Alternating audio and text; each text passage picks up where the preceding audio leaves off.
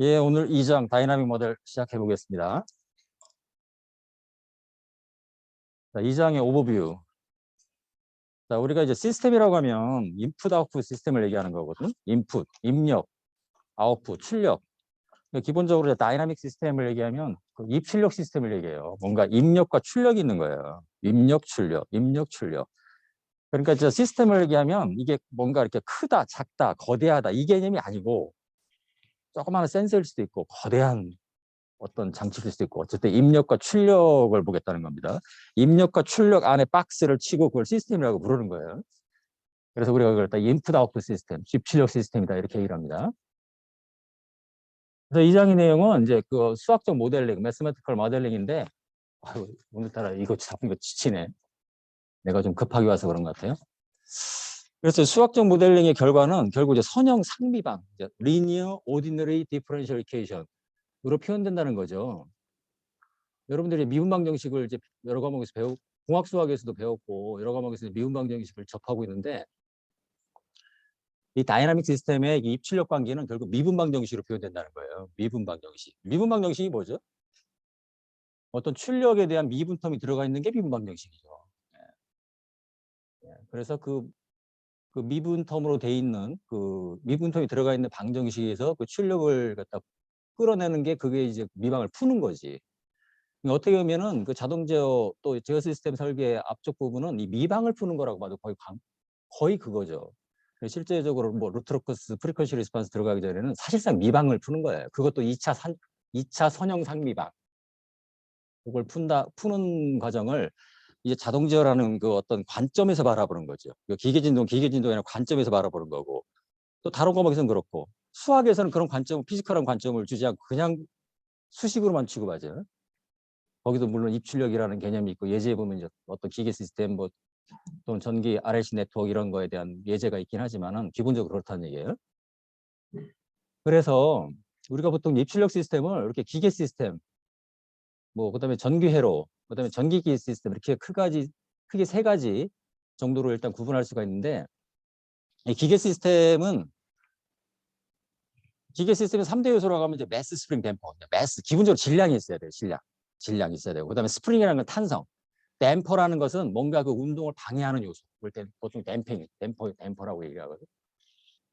그러니까 매스 스프링 댐퍼로 기계 시스템을 모델링 하겠다는 거거든. 근데 이 기계 시스템의 입출력 관계는 뉴턴 제2법칙의 지배를 받는다. 뉴턴 제2법칙. 운동법칙의 지배를 받는다는 거죠. 그다음에 전기회로는 기본적으로 RLC예요. 레지스터, 인덕터, 커패시터.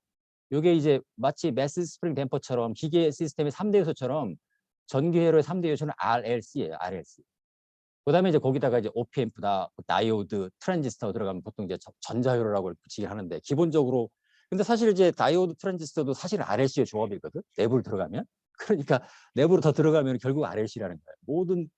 그러니까 이제 모든 우리 기계 시스템은 결국 분해하면은 매스 스프링 댐퍼로 분해 또는 해석할 수 있는 것처럼 모든 전기회로는 이 RLC의 그 연속 조합 그래서 회로망이라고 그러죠. 회로망 이렇게 구성되어 있다는 겁니다.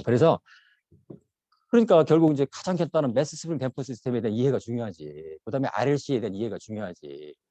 그 바탕 위에서 결국 시스템을 우리가 이해하는 거거든.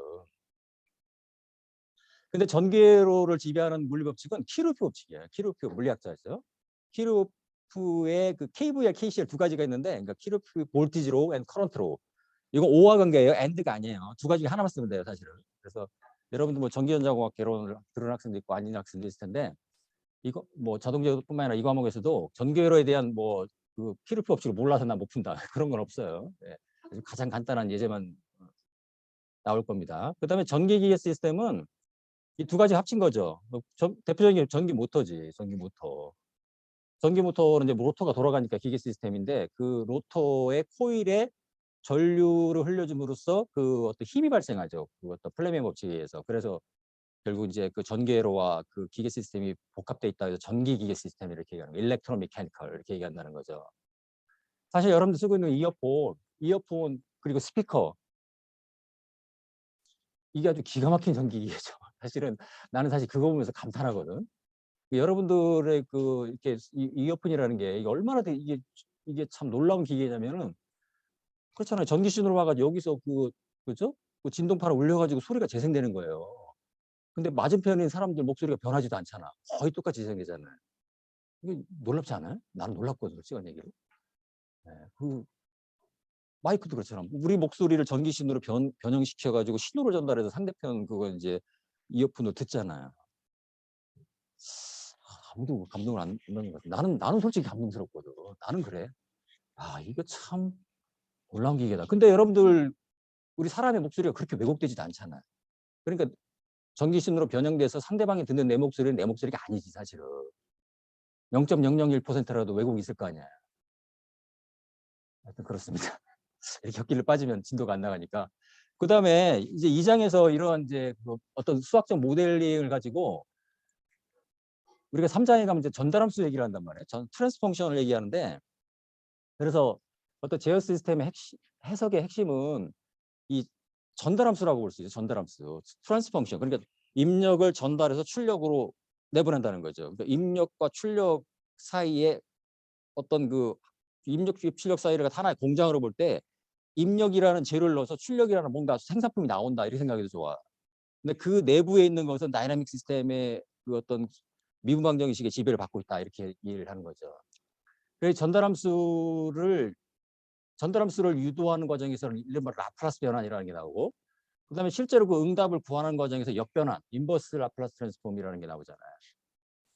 이걸 통해서 이제 기본적으로 시간 응답을 우리가 알 수가 있고, 또 하나 중요한 건 주파수 응답 해석할 수 있다는 거예요. 근데 주파수 응답을 강조하는데, 그러니까 지난 시간에 비슷한 얘기를 했지만 이 전달함수라는 전달함수라는 건 그러니까 마치 집을 짓는 기초 같은 거예요. 그 위에 나머지 해석들, 설계들 이런 게 이제 올라간다 그런 얘기죠. 오버뷰를 너무 길게 얘기했습니다. 그래서 이제 그 다이나믹 시스템 스키매틱이라는 건 이제 계략도라고 번역하잖아. 계략도. 간략하게 표시했다는 거죠. 그래서 이게 미케니컬 시스템은 이렇게 MKC. 실제로 이렇게 시스템 꾸밀 수 있죠. 어떤 여러분들 질량에다 스프링 달고 댐퍼를 달아서 이렇게 모양을 만들 수도 있는데, 이건 실제 기계 시스템을 이렇게 모사할 수 있다는 얘기지.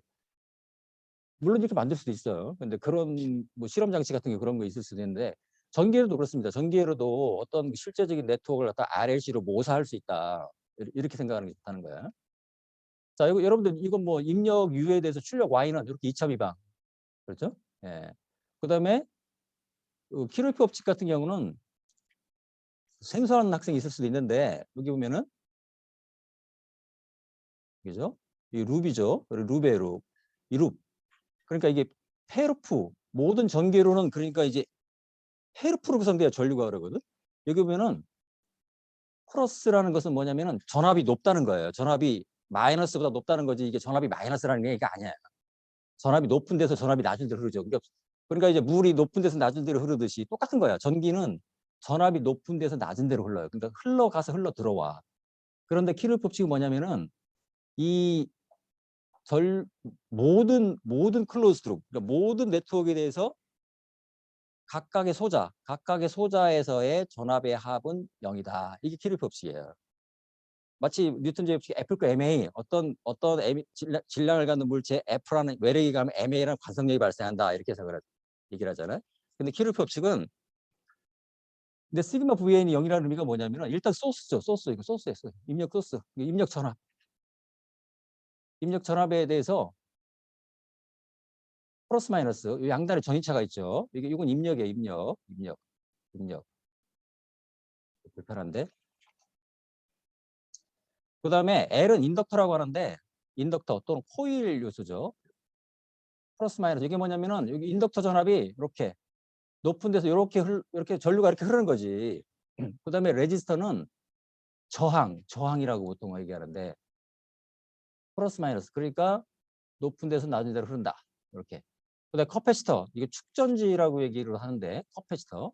요거는 어떤 관계가 있냐면 역시 이렇게 전류가 흘러서 돌아오죠. 이렇게 쭉 돌아오는데 각각 소자 양단의 전압의 합은 0. 이렇게 되는 거거든. 그러면은 뭐 시작했으니까 해볼까요? 그래서 여기 보면 근데 이게 이제 이렇게 되면 전기공학개론 마치 수업받은 기억이 나는데 이게 인덕터 양단의 전이차는 이 인덕터의 인덕턴스하고 전류와 이런 미분 관계가 있어요. 미분 관계. 그다음에 이 저항은 이 전류와 이렇게 선형 비례 관계가 있어요. 비례 관계. 그다음에 커패시터는 커패시턴스와 이러한 적분 관계가 있어요. 적분 관계.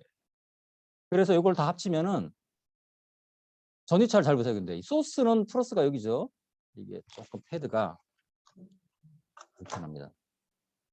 이게 조금만. 예, 아이고.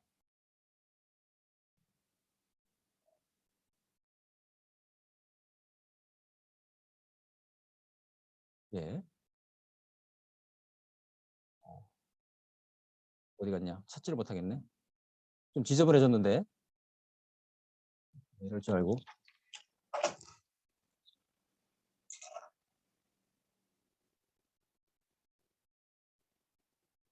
이렇게 지워버리고. 그렇죠? 이렇게 보면 이제, 여기 보면은 전이가 조금만 더 얘기합시다. 여러분들 뭐 뉴턴 제곱식 익숙한데 이제 키르 법칙은 익숙하지 않은 학생이 있기 때문에.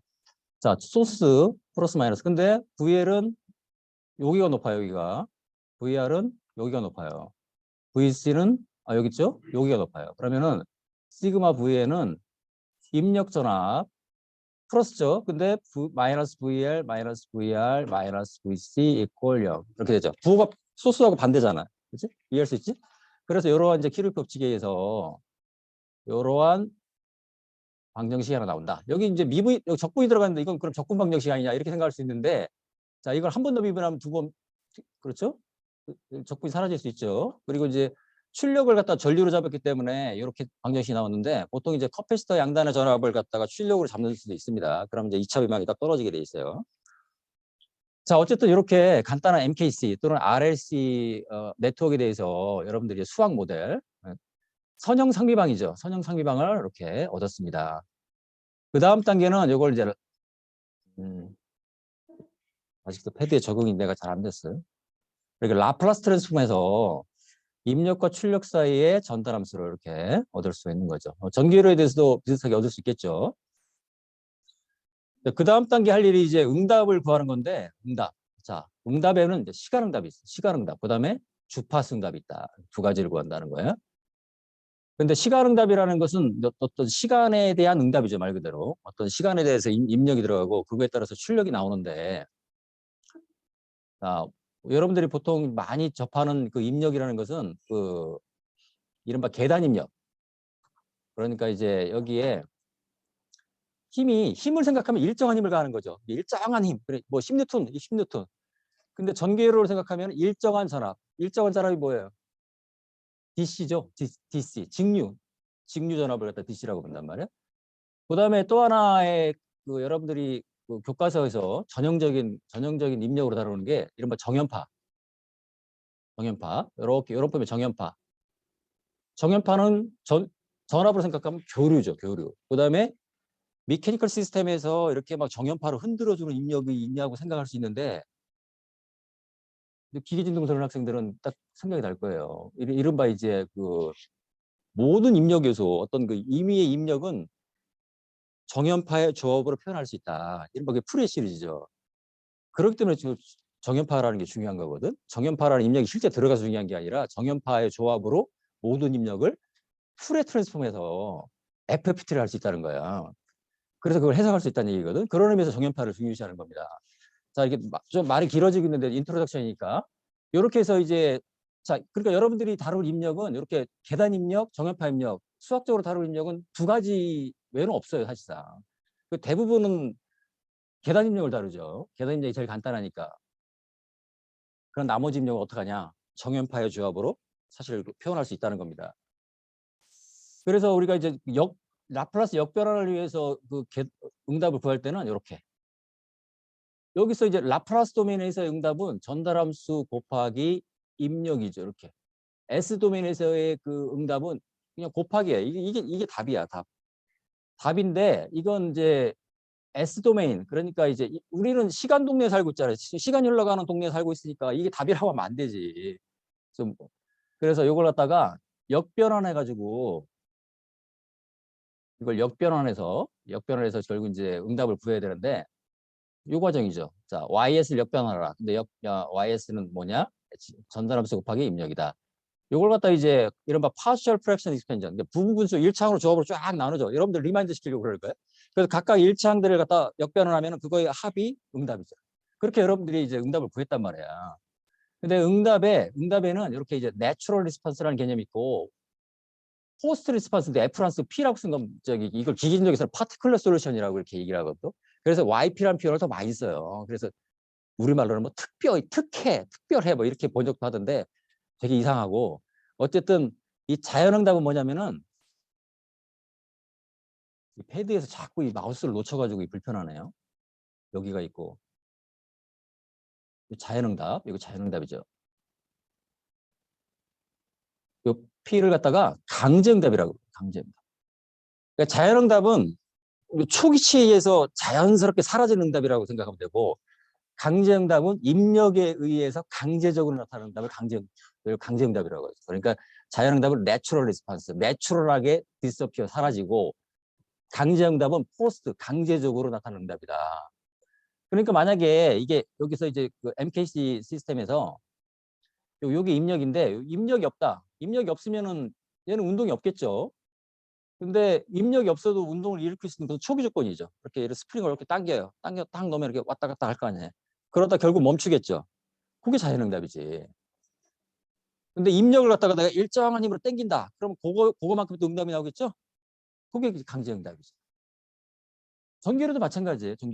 전기회로도 만약에 입력 전압이 없다. 근데 전류가 흐를 수 있냐? 흐를 수 있어요. 왜냐하면 축전지의 초기 조건 때문에. 축전지에서 초기 조건에 의해서 전류가 발생할 수 있습니다. 근데 이 입력이 DC면 강제응답도 DC.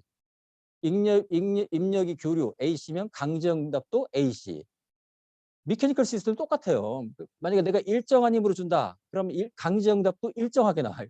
그러니까 스텝을 주면 스텝이 나오고 정연파 입력을 준다. 그럼 출력 강제응답도 정연파예요. 그러니까 마치 콩 심은데 콩 나고 파 심은데 팥 난다. 이렇게 생각하면 되는 거예요. 이게 성립하는 시스템을 우리가 리니어 시스템이라고 해요. 선형 시스템에서만 해결되는 거예요. 그럼 비선형 시스템에서는 뭐 계단 입력을 넣으면 엉뚱한 게 나오냐? 뭐 전혀 엉뚱한 건 안 나오지만은 계단응답에 계단응답이 나오질 않는다는 거죠. 예상할 수가 없죠. 왜? 그냥 말 그대로 비선형이기 때문에 그런 거거든. 그러니까 선형 시스템에서는 이렇게 강제응답은 입력의 모양을 따라간다. 모양을 따라가는 겁니다. 자, 그 다음에 마지막으로 다룰 게 이제 주파수 응답이라는 건데, 주파수 응답. 이 주파수 응답은 이렇게 생각하는 거죠. 이게 프리퀀시 리스폰스라는 것이 뭐냐면은 프리퀀시, 그러니까 주파수를 갖는 입력에 대한 강제응답을 주파수 응답이라고 불러요. 자, 이걸 분명히 하는 게 좋습니다. 그러니까 주파수 응답은 뭐냐면은 강제응답 중에서 정연파 입력에 대한 강제응답을 주파수 응답이라고 왜 그렇게 부르냐면은 정연파 입력은 주파수를 갖잖아요. 오메가라는 주파수를 갖잖아. 오메가라는 건 사실 이제 주파수지만 주기거든. 정연파의 주기잖아. 오메가 이고 t분의 2파이잖아. 그러니까 주파수, 어떤 일정한 주기를 갖는 정연파 입력에 대한 강제응답이 주파수 응답입니다. 이걸 갖다가 헷갈리면 안 돼. 그런 정연파 입력에 대한 강제응답은 답이 이거예요. 답은 외워야 돼. 이렇게. 이게 답이에요. 여러분들이 이제 주파수 응답을 물론 이제 교과서에 다 유도돼 있지. 여러분들 자동예배를 다 유도해볼 학생들 있고 지금 손으로도 할 수 있는 학생도 있고 대부분은 못하겠지. 잊어버렸겠지. 근데 답은 외워요. 일단은 어떻게 하냐면은 주파수 응답 어떻게 구하냐면 어떻게 하냐면 전달함수가 있어요. 전달함수 구했잖아. 전달함수 구했으면 전달함수를 펑션 오브 S죠. 펑션 오브 S인데 이 펑션 오브 S인데 주파수 응답을 구하려면 일단 S를 J오메가로 치환해버려요. 이렇게 바꿔요. 왜 바꾸는지는 여러분들 이해를 해야지. 왜 S를 J오메가를 집어넣을까? 그건 이제 주파수 응답을 이해하는 거지. 그 전에 S에 J오메가를 집어넣으면 어떻게 될까요? 전달함수는 자 여기다가 S에 J오메가를 집어넣으세요. 어떻게 될까요? 얘는 마이너스 M오메가 스퀘어. 얘는 J의 C오메가. 얘는 K 이렇게 되지. 그러니까 어떻게 돼? 이게 실수 파트와 호스 파트 분의 이렇게 될 거 아니에요. 그러니까 복수 함수 지금 펑션 오브 오메가의 복수 함수거든. 컴플렉스 펑션이란 말이야. 이거의 크기. 그 크기를 이렇게 크기를 보통 M 오메가. 그거의 위상을 파이 오메가로 표시해. 그러면은 M 오메가와 파이 오메가만 구하면은 주파수 응답의 답은 입력 진폭 A를 M 오메가 A로 증폭하고 입력의 이건 초기 위상이 0도인 경우인데 입력의 위상을 파이 오메가만큼 변화시킨다. 이게 주파수 응답이죠. 이렇게 되면 주파수 응답 답은 뚝딱 구했잖아. 전달함수만 있으면 그럼 그 입출력에 대한 주파수 응답을 구할 수 있는 거예요. 응? 그리고 이 M 오메가, 파이 오메가를 플랫한 것을 우리가 보드 플롯이라고 하죠. 보드 플롯. 여러분들이 기계진동에서도 아마 이 진폭 많이 구해봤을 겁니다. 그래서 뭐 공진점도 찾아보고 했을 거예요.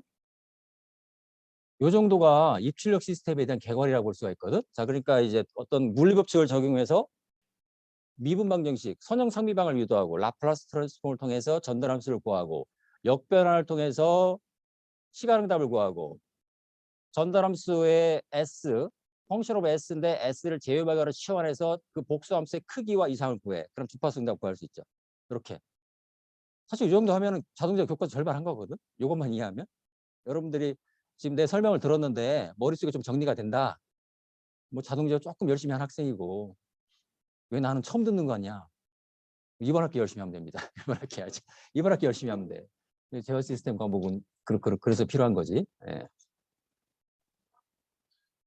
자, 이렇게 얘기를 하고 그다음에 이제 쭉 보는 것은 여러분들이 사실 나머지는 예제 위주이기 때문에 여러분들 혼자 할 수 있죠. 예, 뭐 그냥 여러분들 사실은 미리 예습하고 와가지고 여기서 문제풀이하고 그래도 되는데 예, 뭐 어쨌든 내가 주말에 이 강의 자료를 이렇게 좀 정리를 해봤거든. 오랜만에 하니까 참 시간이 많이 걸리더라고. 그러니까 자 봅시다. 여기 보면 이제 이그젠플의 싱글 매스 그리고 이제 우리가 미케니컬 시스템을 얘기할 때 싱글 매스, 투 매스, 쓰리 매스, 럼프 이런 걸 이제 럼프드 매스라고 하거든. 이렇게 이제 매스와 매스가 이렇게 스프링 댐퍼로 연결 이렇게 해석하는 걸 갖다 럼프드 시스템이라고 얘기를 해요. 그러니까 집중 질량으로 해서 이렇게 해석하는 그런 것이 보통 이제 전형적인 해석 방법이죠. 기계진동에서 다 그렇게 해석을 하고 있고 아니면 그냥 그 편미방으로 연속계로 해석하는 방법이 있어요. 연속계로. 그냥 빔이면 빔. 그냥 이걸 갖다 편미방을 풀어서 바로 해석하는 방법이 있거든. 학부에서는 그런 거 안 합니다. 보통 이제 학부에서는 뭐 빔이다 그럼 이거 갖다가 싱글 매스냐 그 공진 모델 싱글 매스냐 투 매스냐 쓰리 매스냐 해가지고 이렇게 나누죠. 나눠가지고 각각을 갖다가 매스가 스프링 댐퍼로 연결된 럼프드 시스템으로 치환 해석을 해석을 하죠. 그러면 그렇게 바라보고 유추하는 거야. 싱글 매스 그다음에 나오는 게 투 매스인데 투 매스 이렇게 돼 있잖아요. 투 매스. 여기 보면 서스펜션 시스템인데 현가 장치라고 하죠. 자동차 현가 장치. 이게 이제 이 현가 장치에 따라서 고급차가 결정되잖아. 뭐 벤츠다 뭐 이런 것은 다 이게 뛰어나다는 얘기거든. 근데 현가 장치를 지금 투매스 시스템으로 이렇게 치환했는데 이렇게 생긴 게 아니에요. 내가 얘기하고 싶은 것은 이거는 이제 현가 장치를 투매스 시스템으로 그냥 모델링 한 거지. 가장 간단하게. 여기다가 이걸 매스가 3개일 수도 있고 4개일 수도 있고 나도 뭐 이쪽 전문 아니까 모르겠는데 옛날에 정말 오래된 얘기인데 현가장치 해석을 하는데 32 자유도로 모델링해서 해석하고 있다 뭐 이런 얘기를 누가 하는 걸 때 들었어. 그게 무슨 얘기예요? 이 매스를 32개로 쪼개가지고서 각각을 스프링 댐퍼로 연결된 걸 해석한다는 얘기죠. 그러니까 석사논문이 되는 거지. 그거 그 짓을 왜 할까? 뭐 그렇게 얘기하면은 그러니까 모든 설계는 해석과 동반되는 거죠. 예. 32 자유도라는 게 전부 수치인지 모르겠는데 어쨌든 이렇게 평가 장치를 갖다가 이제 작은 럼프드 매스로 나눠 가지고서 그 스프링 댐퍼의 조합으로 이렇게 해석할 수 있다는 겁니다. 예. 평가 장치가 투매스 시스템으로 하는 것은 가장 간단한 모델이죠. 가장 간단한 모델. 싱글 매스는 좀 곤란하지. 예. 그래서 이제 먼저 싱글 매스부터 보면은 이건 이제 자동차가 이제 주행하는 문제인데 이제 자동차를 하나의 싱글 매스로 보겠다는 거지. 그러면 여기서 보면 이제 이렇게 자동차에 작용하는 힘을 보면 자 이게 이제 요 U라는 것은 이제 엔진 힘이죠. 엔진에서 엔진 스러스트, 엔진의 힘이 나오는 거고 그다음에 이제 그 바퀴 마찰력들 있잖아요. 바퀴 마찰력, 앞바퀴, 뒷바퀴 마찰력이 있고 그 지면과의 그 수직 발력, 노멀 리액션이 있을 것이고 그다음에 중력 있잖아요. 중력 이렇게 중력. 이런 일들이 작용하는데 이 진행 방향으로 보면은 이렇게 우리가 간단히 모델링할 수가 있죠. 그래서 이런 외력에 대해서 이런 MA라는 관성력이 발생한 거지. 그러니까 F과 MA란 말이야. 그래서 요런 이제 간단한 포지션에 대해서는 2차 미화. 포지션에 대해서. 근데 빌라시티에 대해서는 1차 미화이죠. 이렇게. 그래서 입력 대 출력. 출력을 위치로 보면은 자, 전달함수는 이렇게 나올 것이고 출력을 속도로 본다면 전달함수는 이렇게 나오겠죠. 1차 시스템으로 나오겠죠.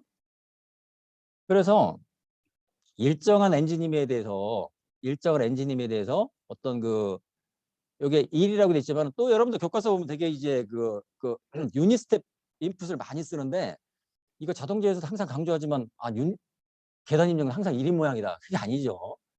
뭐 여기 혹시 나한테 자동제어를 들은 학생들은 없겠다. 왜냐하면 여러분들 재정 2학년이었겠네요. 그러니까 여기 이제 만약에 크기가 1인 편의상 1로 두는 겁니다. 만약 크기가 A면 이렇게 S분의 A가 되겠죠. 라플라스 트랜스폼. 그래서 유닛 스텝 인풋을 가정하는 것은 그냥 A를 1로 둔 경우입니다. 편의상. 그럴 때 이제 그 포지션에 대한 응답은 자, 요걸 역변하면 되죠.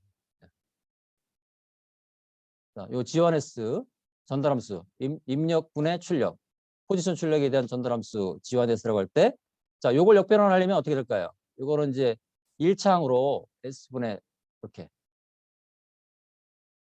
그다음에 지수항 요렇게 나누죠. 이렇게 나눌 수 있지.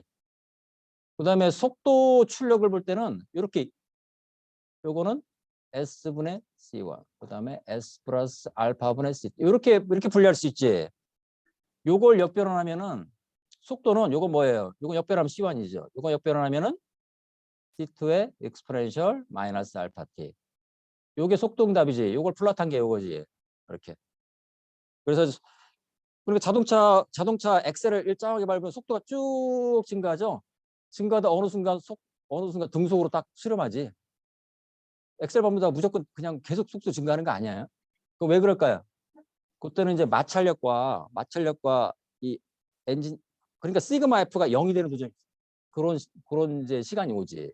그럴 때는 이제 가속도가 0이 되고 이제 등속으로 쭉 가는 거죠. 그러니까 이렇게 속도가 어떤 목표 이 제어 관점에서는 이걸 목표 속도라고 하고 그냥 오픈 룹으로 보면은 그냥 어떤 그 스테디 스테이트 정상 상태값이 딱 결정돼 있는 거지. 이렇게 되는 거고 포지션을 보면 어떻게 될까요? 포지션 리스폰스를 보면은 여기 이제 요걸 역변환하면은 C1이고 요거 역변하면 자 여러분들 이 정도 C2T 이렇게 되죠. 그다음에 세 번째 항은 C3의 exponential 마이너스 알파 T. 그러니까 요 텀 때문에 포지션은 쭉 증가하죠. 이렇게 쭉 증가해요. 이렇게 증가. 그렇잖아요. 내가 자동차 밟으면 쭉 앞으로 가고 있잖아요. 그럼 포지션이 쭉 증가하죠. 네. 이런 식으로 그 포지션과 벨라시티에 대한 응답을 역변환으로 여러분들이 이제 구할 수 있는 거지. 네, 그다음에 투매스 시스템에 대해서는 가장 기본적인 것은 이제 투매스 시스템을 여러분들이 정확하게 이제 해석할 줄 알아야 되는데 이 현가 장치를 갖다가 이제 매스 두 개로 나눴어요. M1, M2로 나눴고 아마 이건 딱 보면은 M1은 타이어일 것 같아. 타이어. 이 타이어. 그리고 이 KW는 휠.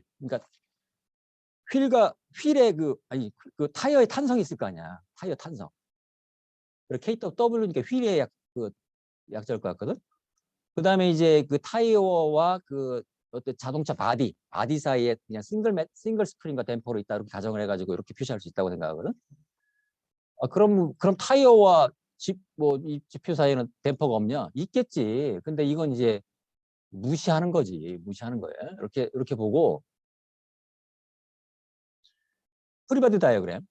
자, 자유물체들 그러면 M2에 대한 자유물체도, M1의 자유물체도. 근데 여기서 편의상 중력 다 빠졌어요. 그죠? 여기 중력도 있을 거 아니야. 이렇게 중력. 이 중력을 뺀 것은 뺄만 하다는 얘기지. 그러니까 왜 뺐냐고 틀렸다 이렇게 생각하지 말고 여러분들 정도 됐으면 이제 중력은 무시할 수 있는 다른 힘들에 비해서 중력은 무시할 만한 모양이다 이렇게 생각하는 게 함정이지. 그래서 이걸 갖다가 처음에 좀 엄격하게 해도 좋은데 M1의 변이를 X라고 보고 M2의 변이를 Y라고 봤는데 이것도 엄밀한 표시는 아니죠 사실.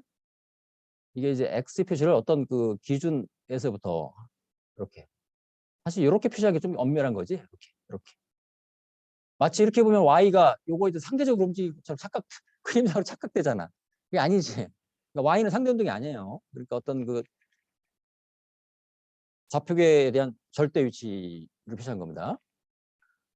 그래서 요거에 대해서 이제 프리바디 다이어그램을 그려보면, 자 보세요. 여기 보면 이제 M2에 대해서는 스프링 포스, 댐핑 포스 이렇게. M1에 대해서는 이건 뭘까요? KW 타이어의 탄성 곱하기 지표면의 변이는 R, 지표면의 높이, 지표면의 높이가 변할 거 아니에요. 지표면의 높이가 일정하다. 그럼 R은 상수가 되겠지.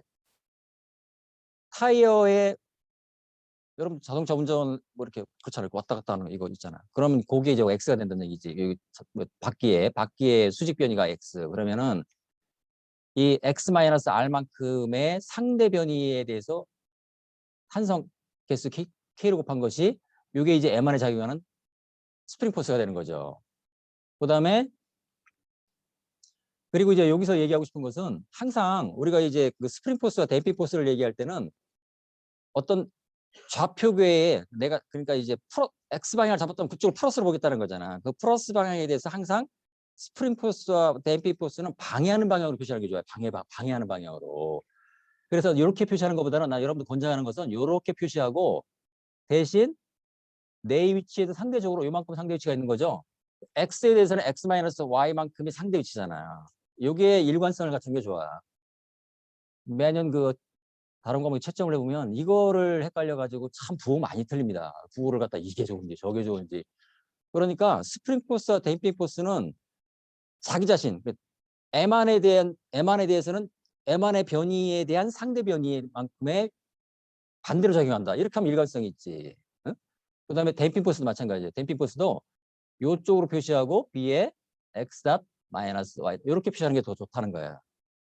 물론 이제 요 스프링 포스와 댐핑 포스는 작용 반작용이죠. 항상 내가 작용을 하면 그 반작용으로 같은 힘이 발생하는 거지. 그래서 이 스프링 포스를 이렇게 합치면 이렇게 항상이지만 0으로 수렴하고 댐핑 포스도 합치면 0으로 수렴해서 그러니까 M1, M2를 합치면 원래대로 돌아오죠. 그러니까 이제 M1, M2를 갖다가 하나의 프리바디를 보겠다.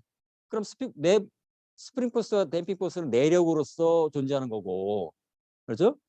근데 M1과 M2를 독립적으로 보겠다 하면은 그건 외력처럼 나타나는 거지. 그러니까 스프링 포스와 댐핑 포스는 M1, M2 각각에 대해서는 외력이에요. 근데 M1 플러스 M2라는 서스펜션 시스템에 대해서는 내력이에요. 야, 이렇게 참 오늘 좀 내가 절제를 해야 되는데 처음이니까 여러분들 너무 처음에 빨리 가면 또 지치잖아. 좀 그렇잖아요. 적응해서 조금 앞으로는 속도를 낼 겁니다. 자, 그래서 나머지는 여러분들 이제 이거 뭐 예제 숙제잖아. 쭉 해보세요. 요것만 유념하면 돼. 좌표계의 그 방향만 유의하고 일관성을 갖추면 된다. 그럼 실수할 염려가 없다는 겁니다. 자, M2에 대해서는 자, 요렇게. M1에 대해서는 요렇게. 그러면은 자, 2차 열림 미방이 나온다. 자, 이 현가장치를 움직이는 외력은 뭐예요? 현가장치를 움직이는 외력은 지금 중력도 뺐어요. 없죠. 힘이 없잖아. 대신 그 도로의 패턴, 도로의 그 높낮이가 결국 입력이 되는 거지. 그러니까 우리가 입력을 생각할 때 메커니컬 시스템을 항상 보통 이제 힘, 토크 이걸 생각하잖아. 그럼 이제 운동이 일어난다. 근데 이 현가장치 같은 경우 보면은 어떻게 보면 그 초기 조건 또는 어떤 그렇잖아요. 어떤 그 수평방향을 볼 때 초기치가 운동을 일으키듯이 현가장치 같은 경우는 도로의 그 변이가 운동을 일으키는 거잖아. 아주 좋은 예가 되는 거지.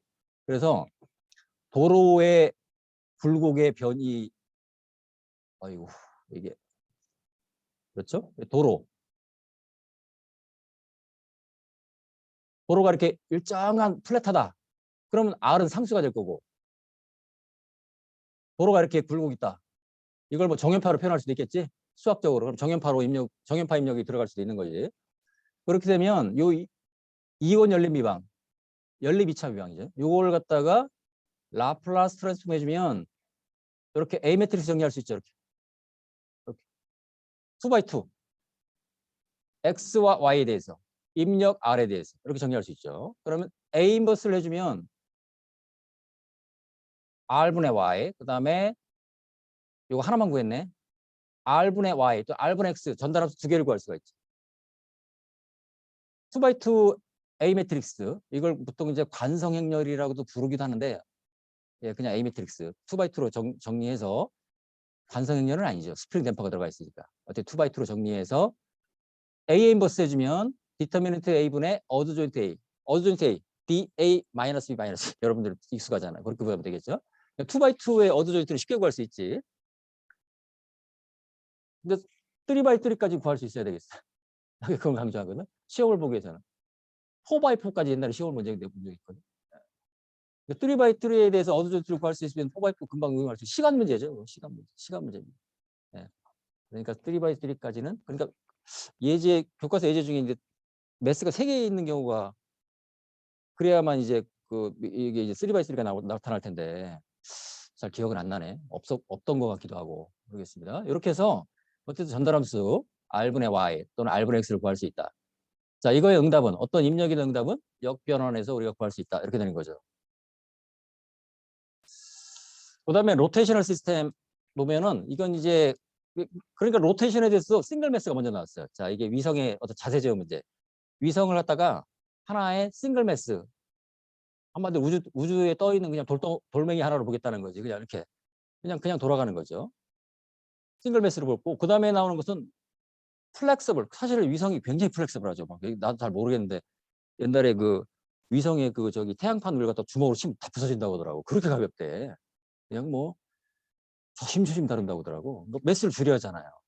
실제 로켓에 그걸 올리려면 매스를 줄이는 게 중요하기 때문에. 그런데 근데 이렇게 싱글 매스로 본 문제가 이거고, 그 다음에 이제 위성의 어떤 여러 가지 구조물이 있는데, 그 중에서도 뭐 여기 인스트루먼트 패키지라고 돼 있는데, 어쨌든 플렉서블한 그 요소를 갖다가 이렇게 투 매스로 보겠다는 겁니다. 투 매스로. 이런 두 가지 예제가 있죠, 지금.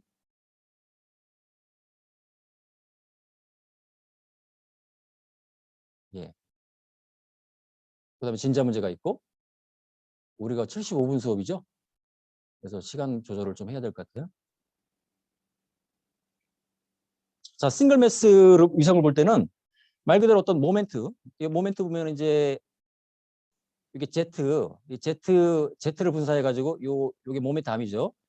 요만큼 이제 모멘트를 일으키죠. 요게 이제 보면 이제 FC 곱하기 요만큼의 모멘트를 일으키고, 이게 컨트롤 모멘트가 되는 거죠. 이건 자세 제어를 위한 모멘트가 되는 거고, 그 다음에 MD라는 것은 이제 외란의 모멘트인데, 사실 이제 우주 공간에는 외란이 잘 없죠. 뭐 이렇게 이걸 방해할 만한 게 별로 없어요. 그러니까 여기는 근데 예전에 이걸 적었는데, 그래서 컨트롤 모멘트하고 외란의 모멘트를 합쳐서 입력 유로 보겠다 이렇게 되는 거죠.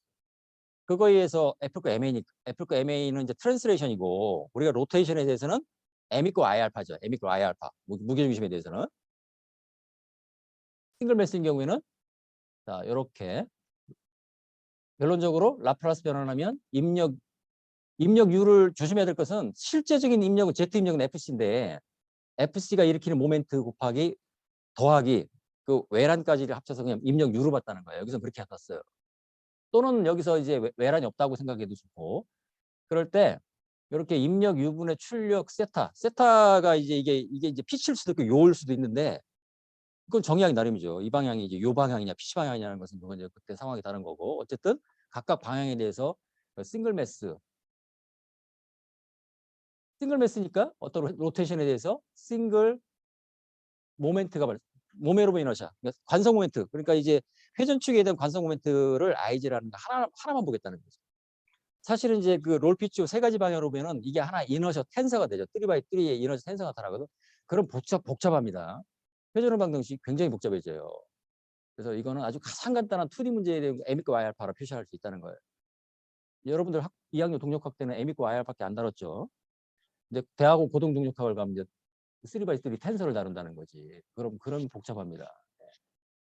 특히 이제 그게 비대칭 물체일 경우에는 그 관성 모멘트가 이제 오프 다이어고널 텀이 나타나가지고 간단치가 않아요. 예, 뭐 여러분들 여기서 그런 문제를 다룰 일은 없다는 거예요. 그래서 보통 이런 걸 갖다가 더블 인티그레이터 모델이다 이렇게 얘기해요. 또는 뭐 퓨어 이너시아 모델이다 이런 말도 씁니다. 이렇게 아주 간단해 보이지만 매우 많이 쓰이는 모델이라는 거예요. 더블 인테그레이트 모델. 라플라스 변환하면 S 스퀘어분의 1이 나타나는 이런 모델이 실제로 많이 쓰입니다. 대표적인 게 위성의 자세제 문제도 이 모델을 가지고 하는 경우가 많다는 거예요. 그 다음에 플렉서블 새들라이트라고 되어 있는데 이제 유연한 뭐 그러니까 이제 위성 자체가 위성이라는 게 이제 구조물이 복잡하기 때문에 뭐 그 태양 전지판이 그 플렉서빌리티를 봤을 수도 있고 근데 이건 이 문제는 아니죠. 여기 보면 태양 전지판이 전개가 돼 있는데 요거는 이제 또 다른 뭔가 나도 잘 모르지 뭐 위성이 뭐가 있을 텐데 그 뭔가 그 플렉서블한 구조물이 있다는 얘기지. 요걸 갖다가 요렇게 로테이션을 하는데 관성 모멘트를 두 개로 보겠다는 얘기지. 요거는 관성 모멘트 I1, 요건 관성 모멘트 2. 회전축에 대해서. 그러니까 I1과 I2. 그러니까 I1이 있다는 건 사실상 이거 뭘까요? 여기 이제 M1과 M2가 있다는 얘기지.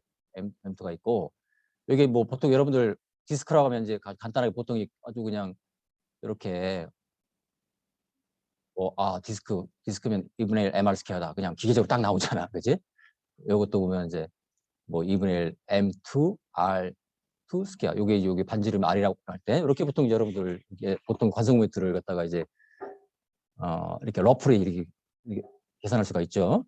그럴 때 이럴 경우에는 이 BK가 이 트랜스레이션 방향의 그 BK가 아니고 이 로테이션 방향, 이렇게 로테이션 방향의 댐핑 포스와 스프링 포스가 있을 수 있다는 얘기죠. 비틀림에 대해서, 토션에 대해서, 토셔널 스프링 모멘트, 토셔널 댐핑 모멘트 이렇게 되는 거지. 그래 대해서 여기도 마찬가지예요. 여기 보면은 세타를 시계 방향을 플러스 잡았잖아요.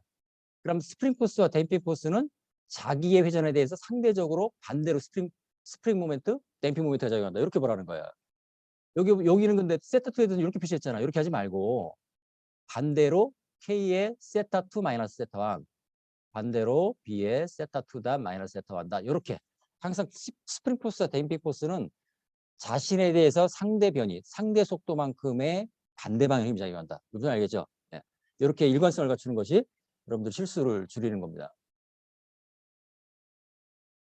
자, 그 다음에 펜듈럼. 진자 문제가 나오는데 진자 문제는 뭐 너무나 중요하죠. 왜냐하면 이게 교과서 예제도 많이 나오고 그리고 실제로 공학적으로도 이 진자 문제가 굉장히 많이 나오거든요. 여러분들 나중에 시뮬레이션 실험도 결국 역진자 제어잖아.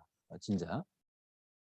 그래서 여기 보면 이건 이제 싱글 펜듈럼인데 이게 교과서 예제는 이렇게 이제 집중 질량 M을 갖고 있는 어떤 진자가 이렇게 있다는 거야. 이렇게. 그러면은 이 집중 질량이니까 무게 중심도 당연히 여기 있겠지. 그러면은 이렇게 중력이 작용해서 요 어떤 힌지가 있어요. 힌지에 대해서.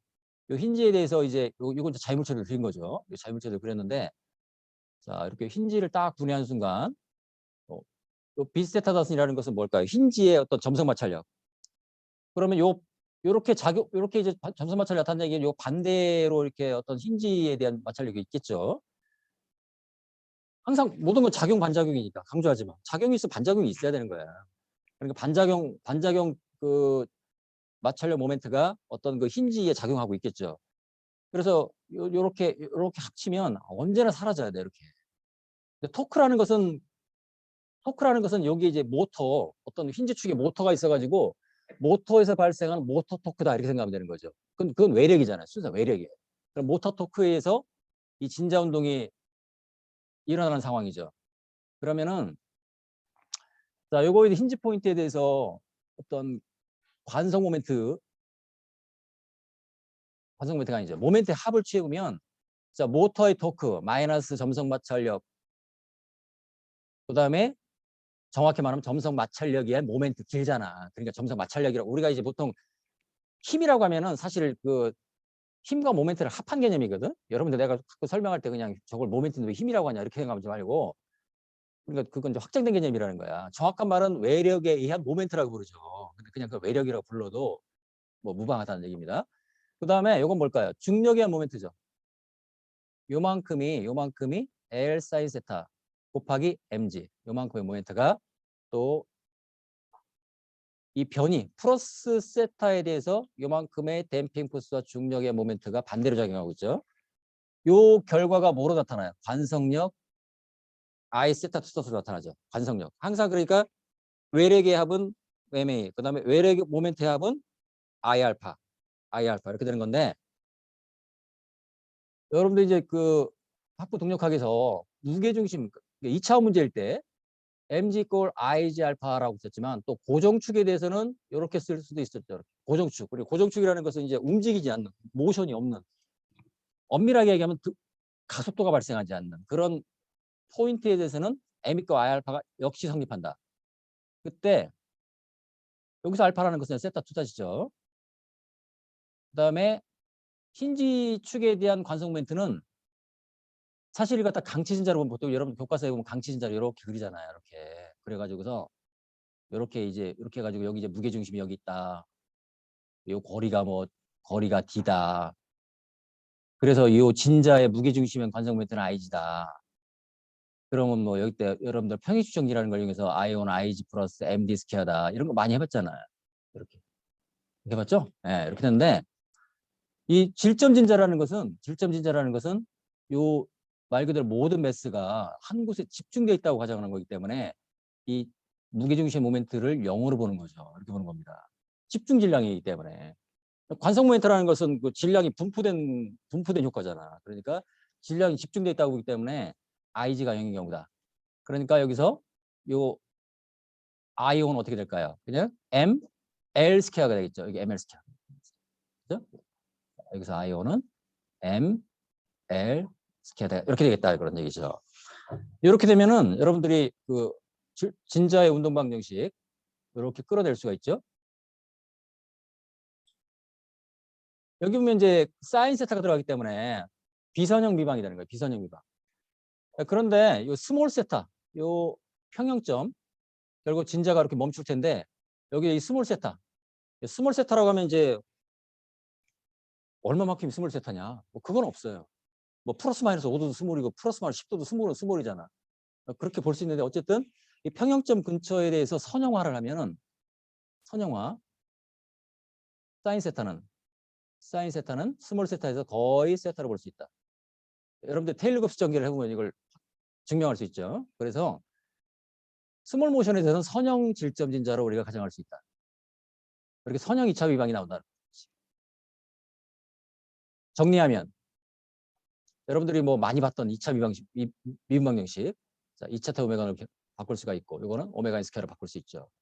이렇게 해서 그리고 ML 스퀘어분의 이 T를 갖다가 어떤 U로 치환할 수 있죠. 어떤 스케일된 인풋. 그러니까 이렇게 이제 스케일된 인풋으로 볼 수 있다는 얘기. 오리지널 인풋은 타우 C가 되는데 ML 스퀘어로 스케일된 인풋을 U라고 본다. 이렇게 되는 거죠. 그럴 때 요거에 대해서 이제 라플라스 변환을 하면 이렇게 이제 입력 U에 대해서 출력 세타의 전달함수. 여러분들 많이 봤던 2차 미분 방정식에 대한 전달함수를 끌어낼 수 있다는 얘기죠. 여기서 뭐 교과서 예제가 그런 경우인데 마찰력을 무시한다. 여기 힌지 포인트에 있는 마찰력을 무시한다.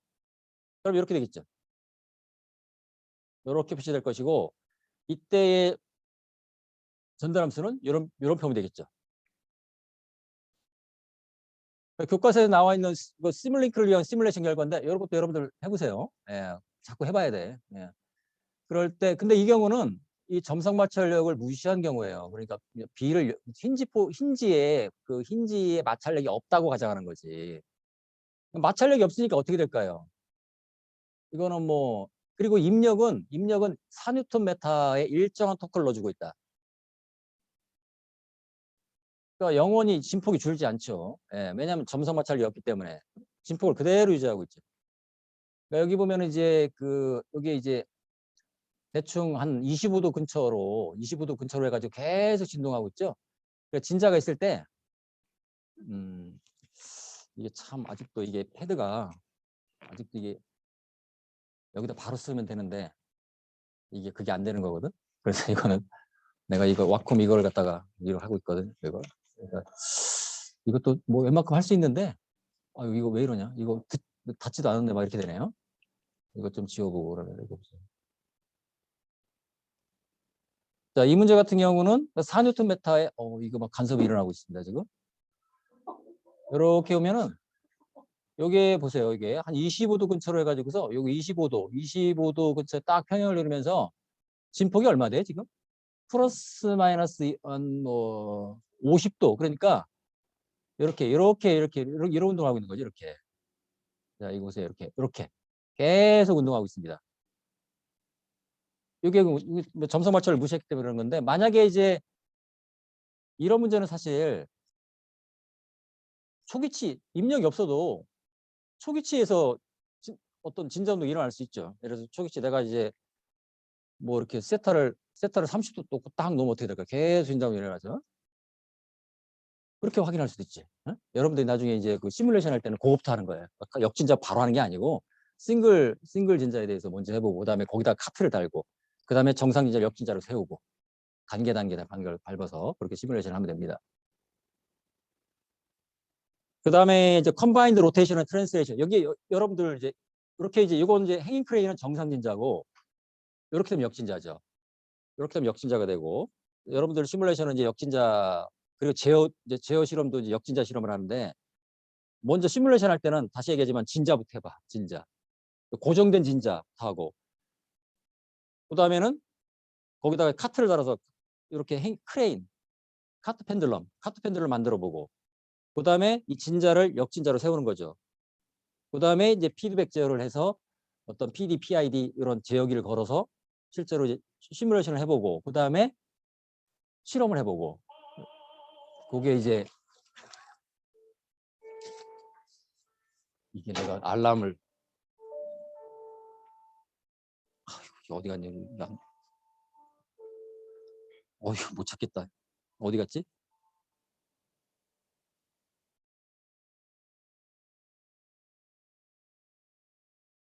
이게 알람이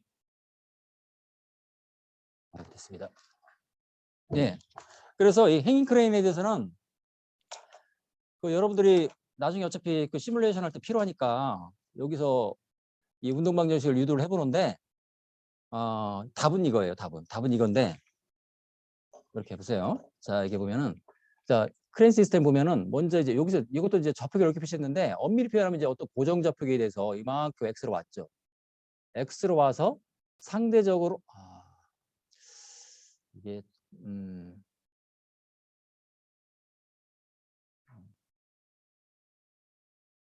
크레인이 x만큼 이송해서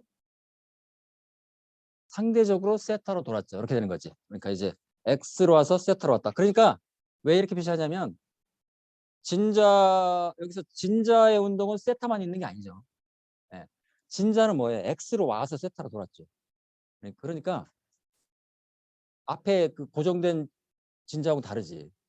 그래서 이건 이제 무빙 펜듈럼이 되는 거죠. 무빙 펜듈럼이 갖는 속도 가속도는 세타로만 표현되는 게 아니죠. x가 반드시 관여되겠지.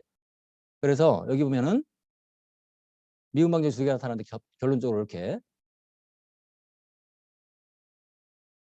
첫 번째식, 두 번째식이 나타나는데 자, 첫 번째 미방에도 보니까 x 닷 세타 투다시 있고 두 번째 미방에도 x 닷 세타 투다시 있죠. 그 다음에 x 닷 세타 닷 x 여기 두 번째는 세타 닷만 있네요. 이렇게 해가지고서 x 모션과 세타 모션이 서로 왔다 갔다 주고받죠. 이런 걸 다이나믹 커플링이라고 얘기하죠. 그러니까 x의 운동이 세타 운동을 일으키고 반대로 카트가 정지해 있는데 펜들럼만 움직여도 카트는 움직이죠. 그게 이제 왜 그럴까요? 그게 다이나믹 커플링 효과 때문에 그러는 거죠. 그걸 여러분들 시뮬레이션에서 확인하는 거지. 여기도 이제 교과서에는 요게 교과서에 있는 답일 거예요. 교과서에서는 이제 선형화를 했다. 선형화를 하면은 스몰 모션에 대해서는 그러니까 좀 비현실적인 가정이지. 크레인이 가고 있는데 세타를 스몰로 가져가다 말이 안 되잖아. 근데 어쨌든 근데 왜 선형화를 할까?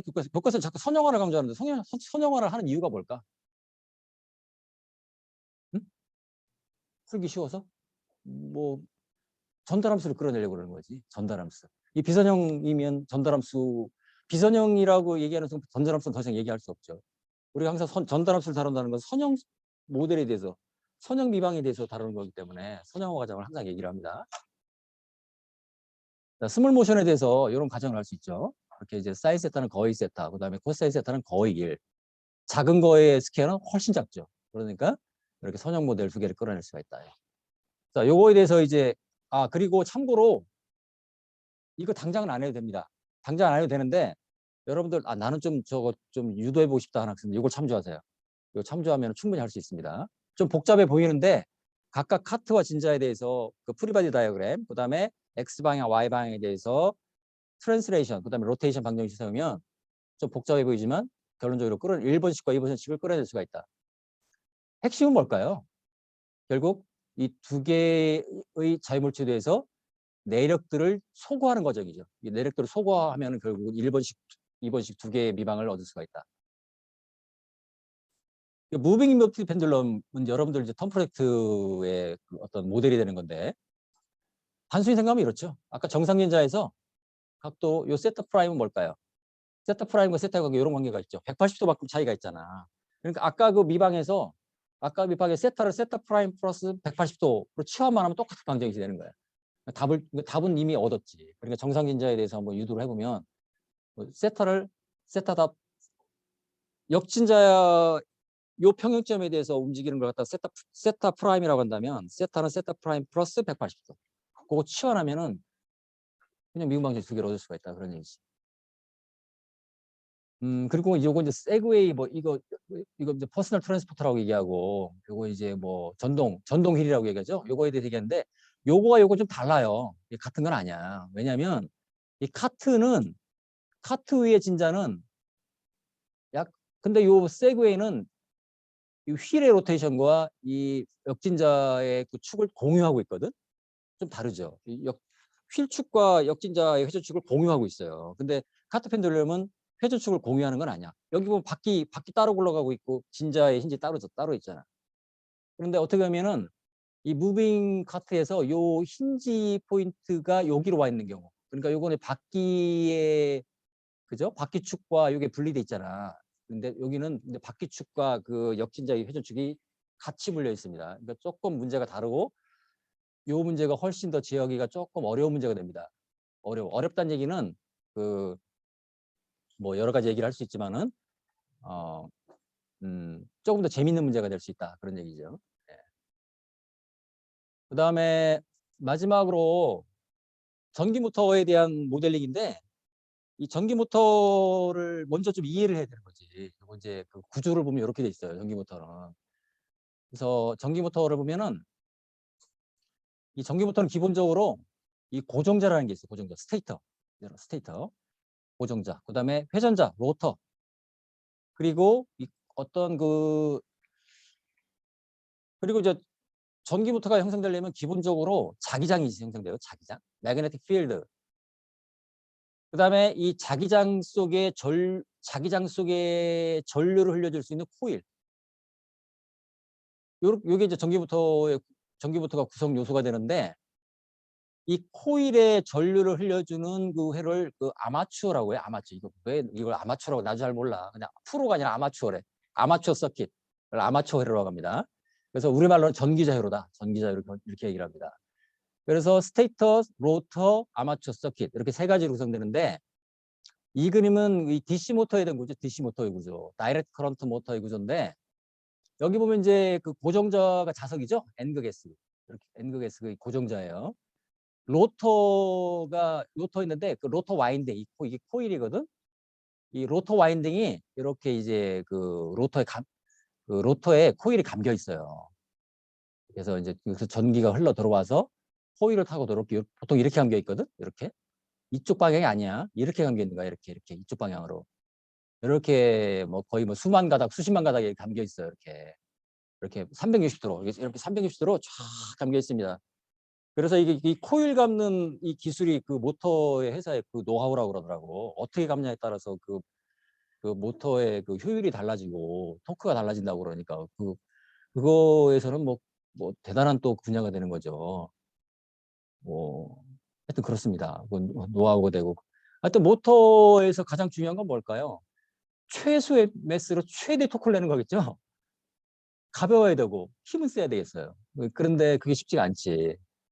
이게 보통 뭐 200W부터 400W부터 뭐 덩치가 200W부터 가면 요만하면 400W부터 이만해지거든. 그러니까 그게 쉬운 문제가 아니지. 네. 그런데 요 그림은 뭐냐면은 이게 뭐 로터 와인딩을 이렇게 보자는 거야. 로터 와인딩을 딱 하나를 분리해 보면 이렇게 커런트가 이렇게 가서 이렇게 흘러 나오죠. 그렇게 나오는데 근데 여기서 이제 그 모터의 법칙이라고 해가지고서 이거 플레밍의 왼손 법칙을 얘기하는 건데 이 코일에 발생하는 힘은 BLI다. BLI. B는 마그네틱 필드의 어떤 그 세기고 그다음에 L은 코일의 길이, I는 그 전류의 세기. 그러면은 요 힘은 BLI다. 이렇게 됩니다. 근데 요거는 반대는 전류방의 반대이기 때문에 반대로 힘이 발생합니다. 그래서 왼손 법칙이라고 하죠. 이렇게 보통 여러분들 고등학교 물리 시간 이런 거 해보지 않았어요? 이렇게. 난 지금도 기억나는데 이렇게. 그래서 뭐 하여튼 두 가지가 나머지 한 방은 결정되죠. 이렇게. 그래서 요걸 보면은 요 힘이 서로 반대이기 때문에 이 회전축에 대해서 이런 토크가 이제 발생하는 거죠. 근데 뭐 한 가닥의 힘은 아주 미약하겠지만 이게 수만 가닥, 수십만 가닥이라고 생각을 해봐. 그러니까 180도로 쫙 분포돼 있어요. 그러니까 강력한 힘이 나오는 거지. 그러니까 전기자동차도 굴러가고 뭐 지하철의 바퀴도 모터잖아요. 그러니까 이게 굴러갈 수가 있는 거죠. 그래서 여기 보면은 근데 뭐 이 모터의 구조는 여러분 뭐 이걸 갖다가 뭐 시험 문제 낼 것도 아니고 그렇지만 모터는 이렇게 고정자, 회전자, 그다음에 어떤 전기자 회로로 구성되어 있다는 거. 그리고 이제 모터 종류에는 DC, AC, 그다음 BLDC 매우 다양합니다. 그래서 또 AC 모터는 구조가 좀 많이 달라. 근데 어쨌든 스테이트 로터 전기자 회로 이렇게 이건 마찬가지예요. 이게 많은 경우에 이제 이 로터 코일이 이제 그 스테이트에 감겨 있는 경우도 있거든. 그다음에 로터는 순수한 그냥 그 영구자석, 퍼머넌트 마그넷인 경우도 있어요. 또 여러분 그래서 어떤 모터를 뜯어보면 안에 로터가 자석이야 이렇게. 근데 그런 경우도 있고 이 다양하다는 거야. 예, 이 모터의 구조에 대해서는 뭐 여러분들 다른 뭐 전기전자공학계로냐 이런 데서 아마 뭐 경험했을 수도 있고 또 다른 과목. 그래서 우리가 관심 있는 것은 이거의 모델링인데 먼저 이제 전기자회로를 갖다가 이제 간단하게 RL 회로로 이렇게 간단히 모델을 합니다. 이렇게 RL 아마추어 서킷의 레지스턴스, 그다음에 아마추어 서킷의 인덕턴스 이렇게 표현하는 건데 RL 회로라고 그래. C는 없어 여기에. RLC에 C는 없고 RL 회로 모델링할 수가 있고 요건 뭐냐면은 이 로터를 얘기하는 거예요. 로터 이게 로터 이렇게 표현한 거예요. 로터 로터가 이렇게 세타로 돌죠. 그럴 때 요건 이제 모터의 DC 결합이라고 볼 수 있겠죠. DC 모터면 DC를 받아들이고 AC 모터는 AC를 받아들이고 그런 겁니다. 그러니까 DC 전원이 들어갈 때 여기도 똑같이 키르 법칙이죠. 여기 썼네요. 이렇게 표현할 수 있죠. 아까 얘기했듯이 A는 입력 전압, VR은 레지스터 양단의 전이차. 이건 RI라고 했죠. 이렇게 선형관계. 보통 이거 오음의 법칙이라고 얘기하지. 오음의 법칙. 그다음에 인덕터의 양단의 전이 VL은 L 곱하기 DT분의 D. 어떤 이런 미분 관계가 있다는 거야. 그래서 이렇게 이거 인덕터 양단의 전이차, 그다음에 레지스터 양단의 전이차. 요거는 입력 전압. 근데 요게 뭐냐? 요건 뭐냐면은 이른바 이제 좀 말이 어려운데 역기전력이라고 해요. 백 일렉트로 모티브 포스라고 얘기하는데 이건 모터의 발전기 효과야. 그러니까 무슨 얘기냐면 이 모터라는 건 뭐냐면은 자기 장속에 전류가 흐르면 모션이 일어나는 게 모터예요. 발전기는 꼭 거꾸로야. 자기 장속에서 어떤 로터가 운동을 하면 전류가 발생해. 그래서 그때는 이제 그 제너레이터는 오른손 법칙을 따른다고 그러거든. 모터는 왼손 법칙, 제너레이터는 오른손 법칙. 이렇게. 이 방향. 그러니까 전류가 발생하는 방향은 오른손 법칙을 따른다 이렇게 얘기하는 거야. 근데 여기서 관심 있는 거 뭐냐? 이 모터에 발생하는 그러니까 모터 코일에 발생하는 역기전력은 그 모터의 회전 속도에 비례합니다. 이렇게 표시하죠. 이렇게. 그래서 플러스 마이너스. 그러니까 방향을 보면은 입력 전원은 플러스에서 흘러가서 마이너스 나오죠. 그다음에 전류는 플러스에서 마이너스 쪽으로 이렇게 흘러가는데 플러스 마이너스 방향 요것만 다르죠. 그래서 이렇게 KV에 의해서 이렇게 우리가 이제 시그마 VN을 결정할 수가 있죠. 그러면은 자, 자, 우리가 그 전기자 회로에 그 일렉트리컬 다이나믹스식을 유도할 수가 있다. 그런 얘기죠. 이렇게. 보면 알겠지만 이제 그다음에 이제 로터에 대한 메커니컬 다이나믹스는 또 M이고 I알파죠. 자, 모터 토크가 가해지면 모션 세타가 일어날 텐데 아주 간단하게 모터의 토크는 그 전류의 세기 비례한다. KI. 모터의 토크는 KI다. 이렇게 생각하는 거죠. 그다음에 베어링. 그러니까 이제 로터가 홍에 떠 있을 수 없잖아. 로터와 이 스테이트를 갖다가 그 사이에 끼어 있는 걸 때 베어링이 있는데 베어링 마찰력이 있을 수 있죠. 물론 이제 에어베어링도 있어요. 그 가스터빈 같은 경우는 에어베어링 붕 떠 이렇게 하죠. 접촉 없이 로테이션이 일어나는 그런 것도 있습니다. 근데 이제 보통 모터는 이제 그 볼 베어링에서 이제 마찰력이 있죠. 그래서 베어링에서 그 발생하는 마찰력, 점성 마찰력을 B세타다. 그래서 속도에 비례하는 마찰력이기 때문에 이렇게 되는 거죠. 요거에 대해서 이제 운동방정식을 세워보면 이렇게 여러분들이 정리할 수가 있죠. 그러니까 미운방정식이 두 개, 그러니까 전기자 회로에 대해서 하나, 그다음에 그 로터에 대해서 하나, 이렇게 두 가지가 나오는 거죠.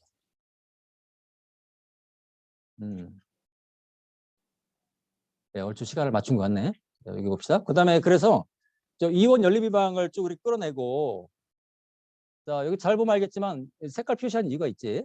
자, RL 네트워크의 미분방정식에 입력 전압분의 출력 전류인데 입력 전압에 대해서 여기 입력 전압이죠. 전류 아마추어 서킷에 커런트가 발생하는데 전류가 발생했어요. 근데 문제는 여기에 메커니컬 모션도 들어가 있잖아. 그렇지? 신기하잖아. 신기하다기보다도 커플링 돼 있죠. 그러니까 RL 네트워크의 그 전압 입력대 전류 출력의 미방에 로터의 모션이 들어가 있다는 거예요. 로터의 모션. 로터의 모션에 의한 역기전력이 들어가 있죠.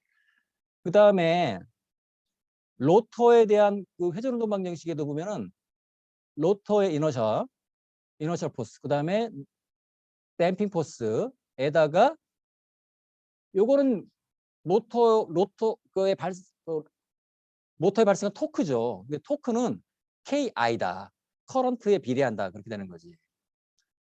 그래서 우리가 이 전기기계 그 전기 모터를 갖다가 물론 여기 이제 어떤 로터만 보면은 이렇게 토크 입력에 대해서 세타 출력이죠. 이건 이제 순수하게 이제 메커니컬 한 파트만 보는 건데 우리가 모터라는 것은 전압을 가하면 돌잖아. 그지? 전압을 가하면 우리 여러분 손으로 돌리진 않잖아. 그러니까 전압 입력에 대해서 이 모터의 출력을 보면은 요만큼이 전달함수죠. 요만큼이.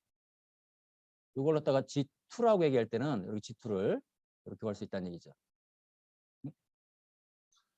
할 수 있겠지? 예. 똑같은 논리죠. 2x2 매트릭스를 구해서 역시 역행렬을 구해서 여러분들이 자 입력 V분의 출력 I 또는 입력 V분의 출력 세타 두 가지 전달함수를 얻을 수가 있는 거지. 이렇게 구할 수 있는 겁니다. 자, 그 다음에 뭐 마지막이네요. 요거는 이제 참고로 리덕션 기어, 정확히 말하면 스피드 리덕션 기어, 감속 기어라고 얘기하는데 이건 상식적으로 알아둘 필요가 있지. 감속 기어를 왜 쓰냐면은 감속하려고 쓰죠. 속도를 늦추려고 그러는 거야. 보통 이제 모터의 전격 RPM이 3000 RPM이거든. 그럼 3000 RPM이면은 분당 3000번을 돈다는 얘기예요. 그러면은 1초에 몇 번이에요? 50번 회전하잖아. 눈에 보이지도 않죠. 예, 똑딱하면 그냥 50번 도니까. 그렇게 그 정도로 전격 스피드는 빠르거든. 근데 이 속도를 낮추고 대신 토크를 증폭할 수 있다는 거야. 그 그래프가 이거예요. 그러니까 기어비로 속도를 감속할 수 있지만은 그 토크는 이만큼 증폭된다는 거예요. 그러니까 이제 예를 들어서 모터 축에 오리지널 토크가 뭐 0.5N이었다. 100대 1 감속기를 쓴다. 그 100배, 50N으로 실제로 힘을 낼 수가 있는 거죠. 그래서 이제 뭐 어떤 로봇 머니플레이터 같은 경우도 그 축에 달려있는 모터가 요만해요. 근데 그 집체만은 로봇이 움직이거든. 야, 저 조그마한 모터가 어떻게 저걸 움직이냐 하지만 대신 속도를 낮췄지. 그러니까 이제 감속 기어에 의해서 속도를 낮추고 대신 토크를 증폭할 수 있다 그런 얘기입니다. 그래서 이 감속 기어의 구조가 이렇게 이제 여기 실제로 이 그림이 보면은 감속기 예를 나타내고 있는데 여기 보면 이제 그 유성기어라고 해요. 유성기어 방식이 있고 또 이것도 하모닉 그 방식도 굉장히 많아. 근데 보통 이제 가장 전통적인 것은 유성기어, 그러니까 새들라이트 기어라고 하거든. 이렇게 마치 이렇게 물려가지고서 이제 이게 기어비를 갖다가 뭐 쫙 늘려갑니다. 그래서 요거는 이제 두 가지 기어가 딱 물린 것처럼 보이지만 실제로 이렇게 두 개만 있는 게 아니에요. 이 기어가 물려가지고서 딱 뜯어보면 여기 좀 눈에 보이잖아. 그지? 근데 보면 내부를 보면은 이렇게 이제 아주 그냥 그 유성기어들이 연결돼 있다는 겁니다. 이렇게 해서 뭐 정확한 건 아니지만 총 기어비를 뭐 20에서 80, 뭐 모르겠습니다. 그러니까 더 낮은 기어비도 있고 더 높은 기어비가 있을 수도 있는데 아마 유성기어 타입으로는 이 이상 되기가 힘들 거예요. 그래서 나온 게 하모닉 기어거든. 하모닉 기어라는 게 있습니다. 또 그렇잖아요. 더 큰 힘을 내고 싶다. 그럴 때는 나는 속도가 중요하지 않아. 속도는 느리더라도 토크가 중요해. 그런데 이건 유성기어 딱 봐도 알겠지만 이거 언제까지 쌓을 거냐 이거야. 그래서 이제 하모닉 드라이브라는 게 있는데 그거는 이제 대신 약해요. 너무 플렉서블해서 그래 하모닉 드라이브는 좀 그 내구성이 약해가지고 속에가 그 기어가 이렇게 찢어진다고 그러더라고. 그래서 막 교체한다고 그런 얘기도 하거든. 그렇습니다. 그래서 시간이 좀 지났는데 마치겠습니다. 자, 모터 축에 들어가는 인풋 에너지와 기어 축의 출력 에너지를 가정하는 거죠. 그 효율 100%라고 가정하는 거지. 이거 불가능하죠? 네, 일단은 효율 100%라고 가정하고 하면은 우리가 여러분들이 인풋 에너지와 출력 아웃풋 인풋 에너지 같다고 가정하면 자, 기업이 n1분의 n를 n이라고 할 때 자, 속도 그리고 이제 요 기어가 맞물렸을 때 요 트래블 디스턴스는 동일하죠? 그럼 R1 세타는 R2 세타와 같다. 이거 한번 미분하면 이런 관계가 있죠. 그래서 최종적으로는 이런 관계가 형성된다. 그런 얘기입니다. 예, 이건 상식적으로 여러분들이 꼭 알 필요가 있습니다. 그래서 이거 실제로 그리고 이 모터보다 감속기가 더 비싸. 예, 보면 이제 모터는 30만 원인데 감속기는 100만 원이다. 뭐 이런 경우도 있고 그건 이제 케이스 바이 케이스인데 이 감속기가 리덕션 기어가 훨씬 더 정교하고 그런 경우가 많이 있다. 그건 이제 어플리케이션에 따라서 많이 다르긴 한데 기어가 또 굉장히 중요하다. 예, 그 얘기를 하고 싶습니다. 네, 마지막으로 자 여러분들 홈워크 관심 있잖아요. 관심은 이렇게 되는데 자 진도범위의 예제. 여러분들 진도범위 알겠죠? 아직도 뭐 이해가 안 된다. 그럼 요걸 아마 강의 자료에 이렇게 서브 섹션에 넘버가 돼 있는 것은 진도범위일 거고 없는 건 진도범위가 아니에요. 그럴 때 그 예제 그래플라 반드시 하고 그리고 연습 문제 예 요거 다 뭐 아주 간단한 예제들입니다. 이렇게 풀어보고 그 다음에 리딩 어사이먼트라는 것은 이건 내가 확인하는 건 아니지. 그 마지막 절에 히스토리컬 퍼스펙티브 재밌습니다. 나도 좀 읽어보면 참 재밌거든. 어떻게 이러한 그 자동제어 이론이 또는 그 이렇게 발전되어 왔는가 그런 얘기를 하고 아주 재밌는 얘기를 많이 하고 있습니다. 그 다음에 그 리뷰 퀘션 마지막에 리뷰 퀘션 있잖아요. 그거 뒤에 답도 있어 사실. 여러분들이 챕터를 마친 다음에 리뷰 퀘션을 읽어보고 내가 어떻게 답을 할 수 있는가 한번 스스로 체크를 해보라는 거야. 그리고 뒤에서 답을 보고 내가 생각한 거와 어떻게 다른가. 이렇게 이제 여러분들이 체크할 수가 있죠.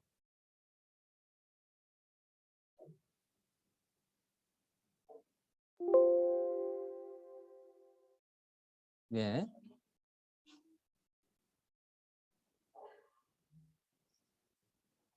예, 오늘은 여기까지 하겠습니다.